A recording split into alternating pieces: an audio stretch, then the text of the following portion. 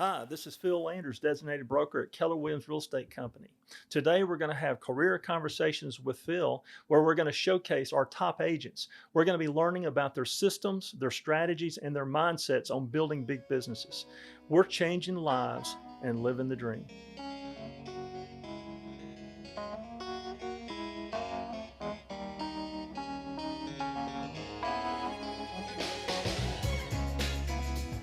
Hey, Keller Williams, and welcome back. And we're having career conversations with Phil today. And today, our featured guest is Dwight Barnes. Welcome to the show. How y'all doing?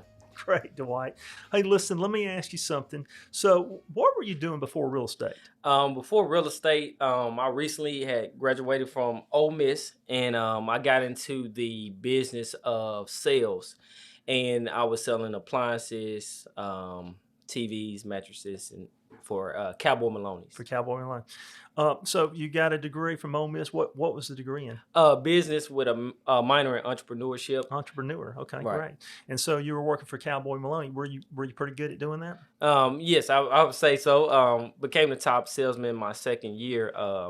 And the way I got into Cowboy Maloney's is the Maloney's went to Ole Miss, Right. and I had one class left to pay for, and my mom said she wasn't going to take that loan out to pay for it. So I'm so glad she did that because I learned the business of sales and how to fend for myself out there after college. So how long were you with Cowboy Maloney? Going on 3 years. 3 years.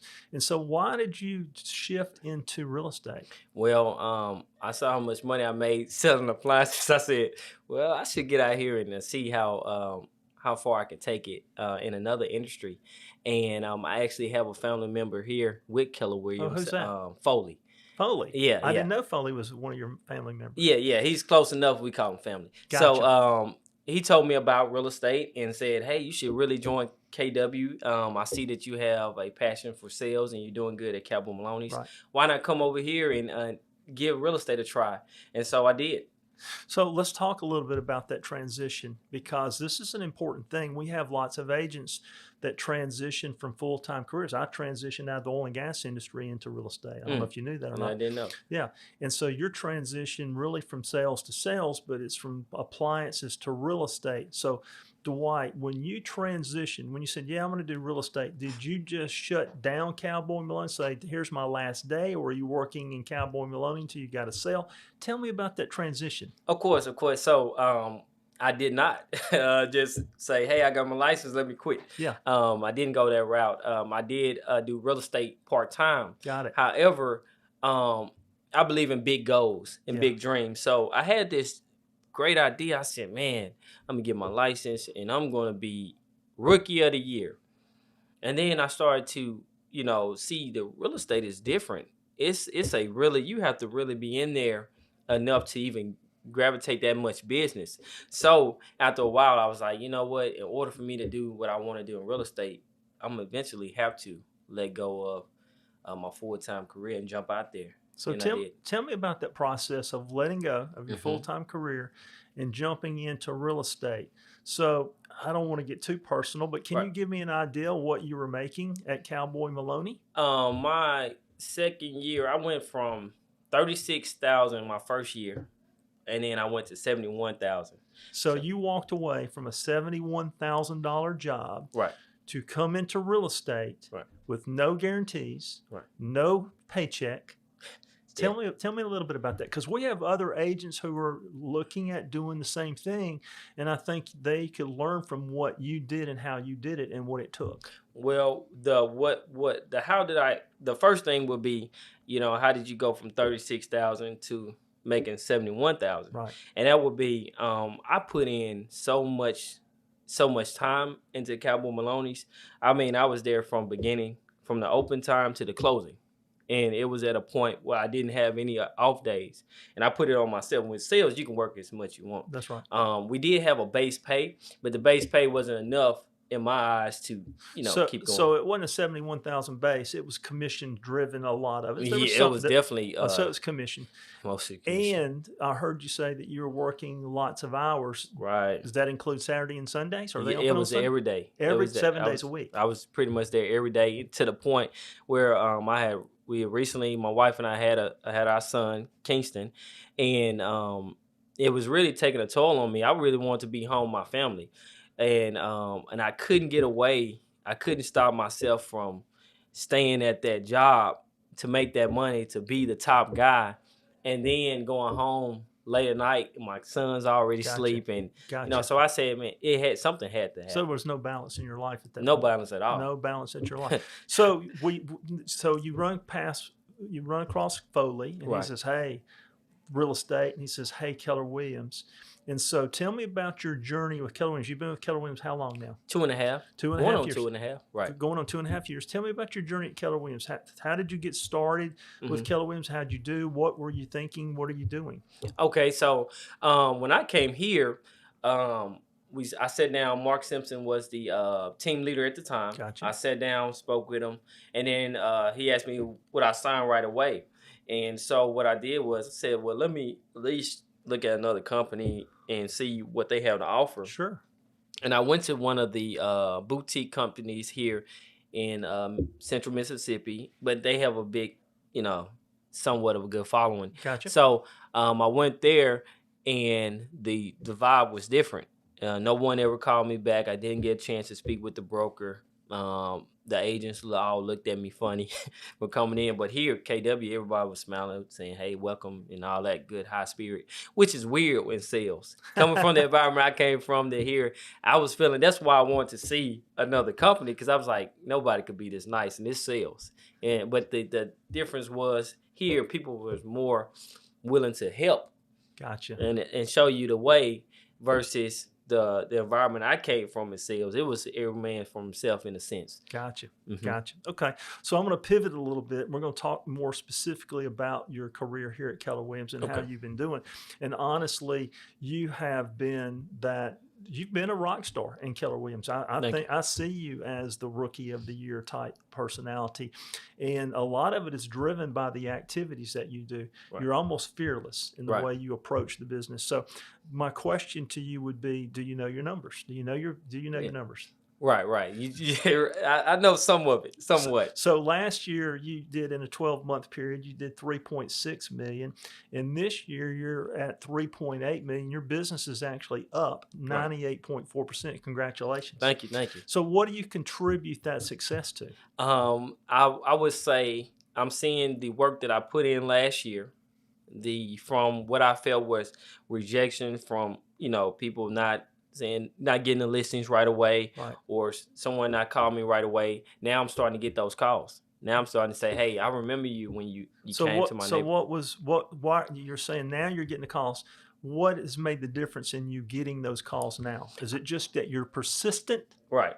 So it's time on task over time. You're just staying at it. Right. I believe that's, with this business, you have to be, you got to constantly, if you're going to figure out if something's going to say, I'm going to call for sale by owners, you're going to have to constantly call them. Even if you don't get that answer right away, you have to do those for months at a time, back to back consistently, so you can start generating. So it sounds like you subscribe to something I try to teach our agents all the time, which is don't be tied to the outcome, be tied to the activities that lead you to the outcome you want. So being persistent with that. Great. So you're telling me that you are very persistent and you're doing the right activities. So I'm assuming that you have a goal. So you're at 3.8 million. What is your goal?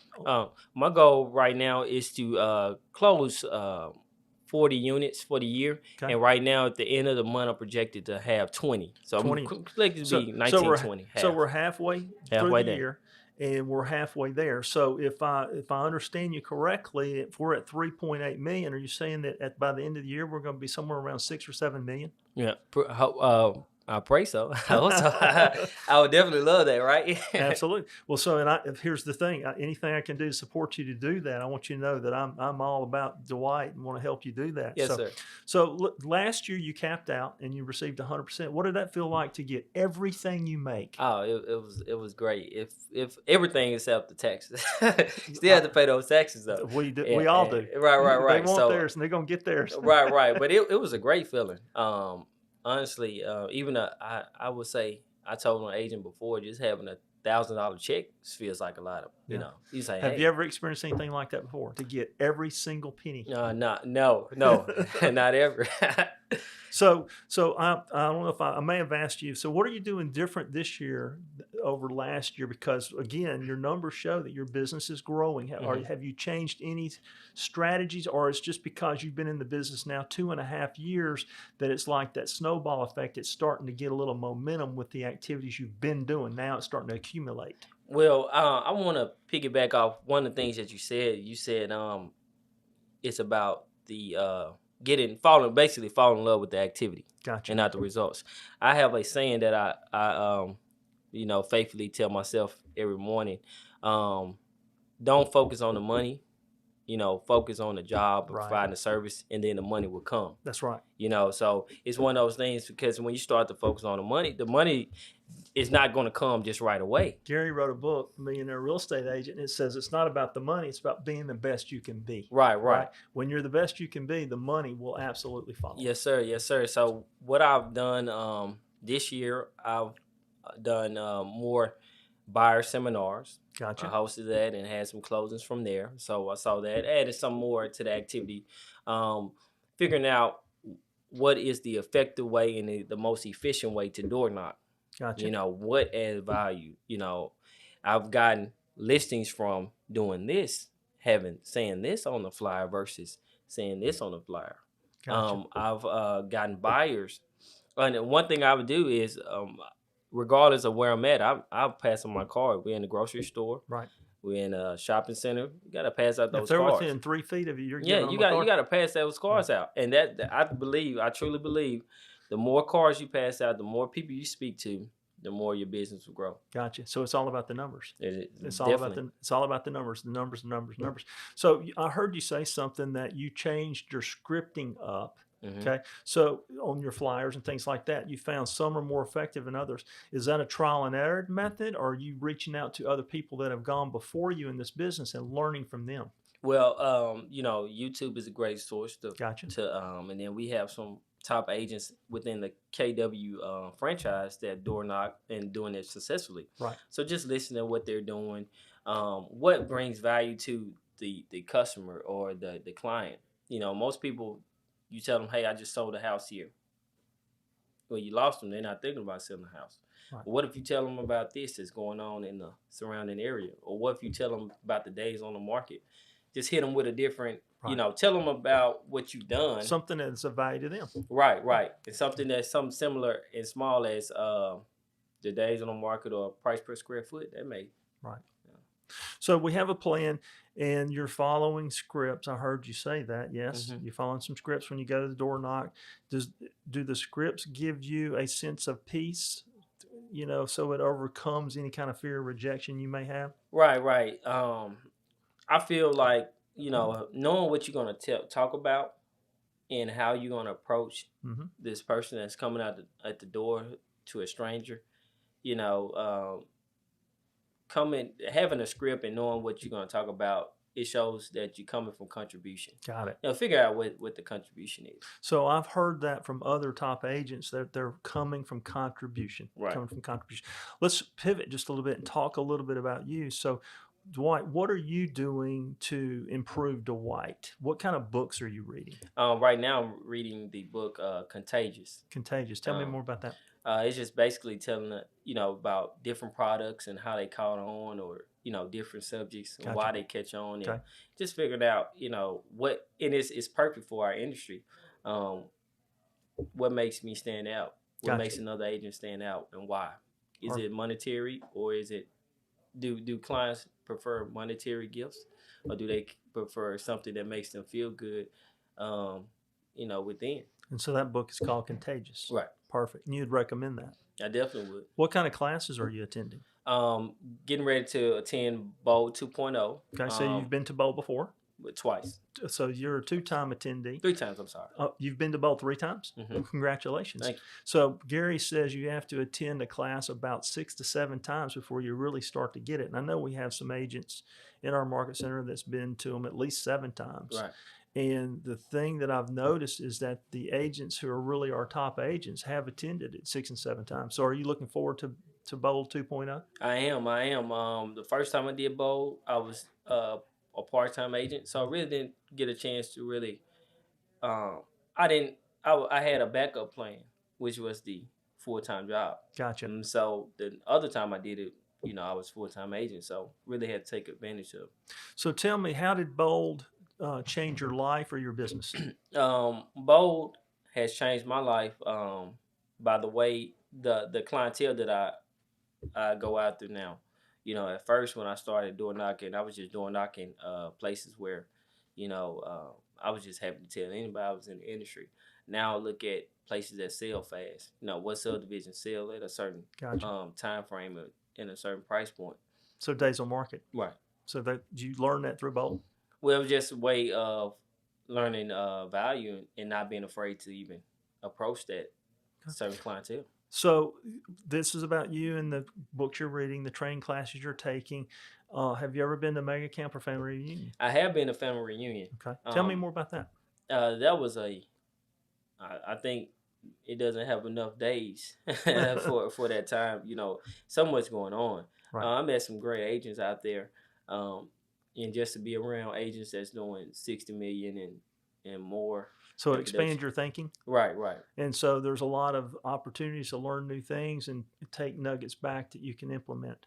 I've been told that it was life-changing. And from this perspective, people go, life-changing? Really? A convention? Well, the deal is that you learn one thing that you can come back and implement, and it could literally change your life, your client's life, your family's life, because you're able to implement something that you didn't know about before. Right. So from that perspective, life-changing. So what's next for you, Dwight? What's next for me? Just in continue to increase my production and, come from contribution, being able to make enough money to give back. Last year, I was able to feed the homeless. Very nice. In the neighborhood where I grew up in. So what really drives me, a lot of people, we just have to find out, is it really the money, or is it what you can do with the money? Right. And that's what I'm starting to, think about. Well, that's perfect. Well, I appreciate you sacrificing your time today and coming and sharing your life and your business journey with us. Is there anything that I didn't think of to ask you that you'd like to speak to our audience today about? I think you touched all the subjects. You put me on the spotlight. Bright lights in here, so well, I can't think of anything right now. Well, we appreciate your time and your commitment, and we're all about changing lives and living the dream. Thank you. This has been a production of Keller Williams Realty in Flowood, Mississippi, located at 132 Riverview Drive, Suite A. To contact our offices, call us at 601-977-9411.